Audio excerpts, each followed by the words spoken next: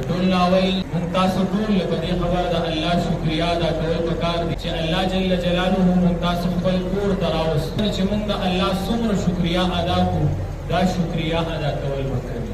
تاسو په الله یقین وکړئ د الله دې کور ته به هغه سړی راځي چې د چا سره الله محبت کوي، چې د چا سره الله محبت نه کوي هغه ته جومات ته د راتلو توفیق د سره نه ملاوي. زمونږ ستاسو جومات ته راتلل په جومات کې کېناستل دا د دې خبرې علامه او دلیل دی چې د الله زمونږ سره مینه ده، الله زمونږ سره محبت کوي.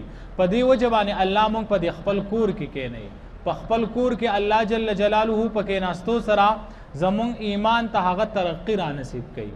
او بیا دا هم ډیره لویه د کمال خبره ده چې دا پیغام دا خبره یوازې ستاسو غوږونو ته نه ده در رسېدلی، بلکې دا کم خلک دا کسونه چې دلته ناست دي د دې نه زیات د دې خبرې نه خبردار دي چې په دې جومات کې درس کیږي، د عقیدې د تحفظ خبرې کیږي، خو هغې خلکو ته د کېناستو توفیق نه میلاویږي. دا الله موږ ته توفیق راکوي.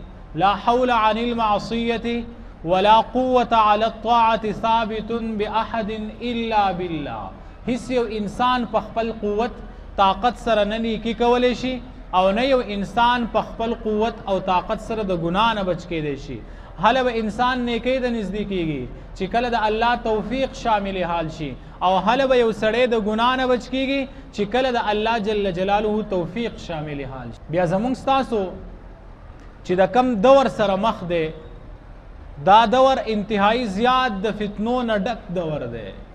نبی علیه السلام مبارک د دې دور په باره کې خبر ورکړی چې په دې کې به دا فتنې داسې په تیزۍ سره راځي او دومره زورورې فتنې به لکه څنګه چې د سمندر دا چپې په زور باندې راځي.